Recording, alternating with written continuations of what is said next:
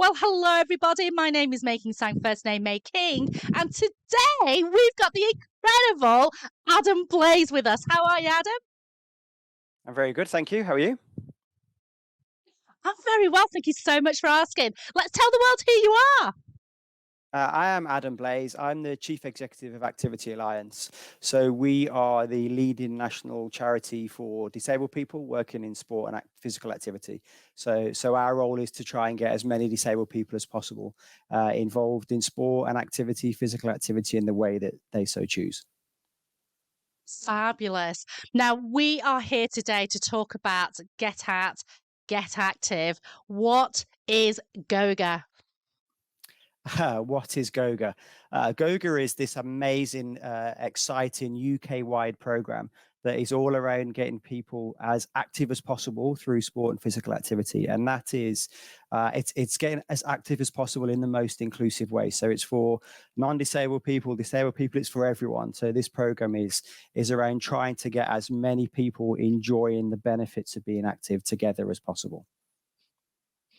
Now, probably common sense comes into play a little bit here by this rather silly question. But what are the advantages of getting out and being more active, do you think? Oh God, there's loads and loads of advantages, but some of the things that we know about being active and how powerful that is um, one, it's really good for you. So not just the health benefit, but the good for the body and for the mind. The mental well-being really improves from being physically active. It can increase people's confidence. It can increase people's social skills. It can bring together people in the form of like community spirit. So coming together as groups with friends and families and peer groups and colleagues.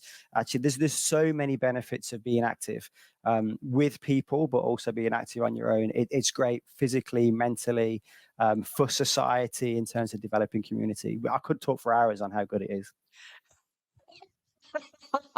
And I'd love you to talk for hours about it as well, but we've only got 5 minutes. Now, you mentioned about inclusivity. You've mentioned that disabled and non-disabled people take part as well. I was wondering, I know this is going to sound a little bit like choosing a favorite child, right? But do you have a favorite story to share that will give a little insight into the impact that Goga has made on a person or a community or both? I do. The one that really sticks out, and it follows on from what are the benefits of being involved in Goga and being physically active and being involved in sport. There's a story that one of the people that's been involved in Goga has taken part, has told to us recently, and it's really powerful. And I think it encompasses some of the benefits that come from being active and being involved in the Goga program. And this was an individual who has multiple impairments. Openly talks about really struggling during the pandemic period and feeling like they couldn't get out of the house for a number of reasons, whether that was safety to do with health because of the COVID virus itself, but also then being forced to lock down like we always were. That really impacts upon confidence and loneliness. And we know that loneliness is a massive problem at the moment for disabled people. 24% of disabled people will say they experience loneliness, which is way more than the 8% of non-disabled people who give a similar figure, who answer in a similar way. And this person felt like they were stuck in their house, and they were scrolling through Facebook as you do on your phone, and they came across an advert for, and it wasn't even advertised as a Goga activity, but for something that was going on at their local riding centre, their equestrian centre. And they'd been involved in this centre before. They liked being around horses. They liked going and getting active in that environment. And they thought, you know what, well, I'll give it a go. I'll go out to this activity because I'm just not getting out and I need it. And they went there and they loved it. They loved this inclusive, welcoming environment where a number of people were there and just getting active together in this environment or looking after the horses. I don't know what they call it, I don't know what they call brushing horses, but they were getting involved in that type of thing.